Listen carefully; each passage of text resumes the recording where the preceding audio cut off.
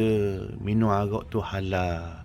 Molek saya pergi kuliah, saya pergi mengajar, saya ceramah, buat video, saya kata arak tu halal, arak tu pakat minum lah belaka. Barulah dosa saya boleh jadi kafir. Kalau saya kata daging babi tu halal, contohnya, bolehlah kata haram, berdosa dan boleh jadi kafir saya. Tapi saya cerita bahawa arak itu hak orang kafir. Di zaman Sayyidina Umar pun, dia ambil cukai. Dia ambil cukai, ya benar orang kafir. Tapi ada hak lah maknanya. Ada hak lah. Tapi bukan makna dia beri lesen tu makna menghalalkan. Menghalalkan benda haram. Beri lesen tu hak orang kafir, bukan halal. Kalau menghalalkan, Sayyidina Umar jadi kafir, saya jadi kafir. Menghalalkan, membenarkan lain. Membenarkan tu kepada orang kafir, itu hak dia. Apa-apa yang Allah haram kepada orang Islam, kita tak boleh larang orang kafir. Haram tu, larangan tu kepada orang Islam.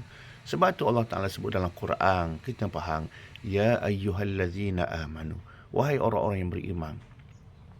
Allah sebut wahai orang-orang yang beriman. Orang beriman tak boleh minum arak tu, tak boleh berjudi makan daging babi tu. Larangan tu kepada kita. Allah larang kita. Kita jangan larang orang kafir, itu hak dia. Cuma jaga kawal saja, jangan berlebihan maknanya. Jangan bahaya keselamatan contohnya. Tapi maknanya kita kena bezalah. Kalau orang tu mengajar, dia kata jangan minum arak, tak boleh minum arak. Tapi hak orang kafir, itu hak dia. Dah hak kita makan kambing, makan lembu, makan ayam, minum air buah nyo, air buah tembikai. Buah apa lah, minumlah, tak ada apa. Makan buah-buah, tu hak kita lah. Di masjid, berzikir, berselawat. Dia tu pergi sembah berhala, itu hak dia.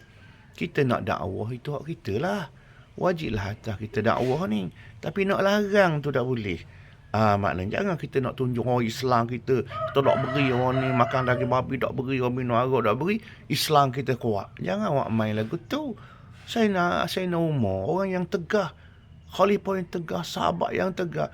Tapi mari orang kafir lah. Orang Islam lah. Maka dia ambil lesen untuk orang minum arak.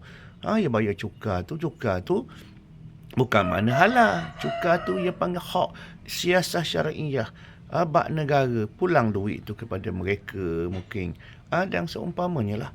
Itu yang kita kena faham. Tak boleh kita buat gaduh-gaduh nak hukum orang muda-muda. Nak tunjuk Islam kita kuat pada orang. Kita lah nak Islam. Orang lain tambah Islam. Kita yang dah faham.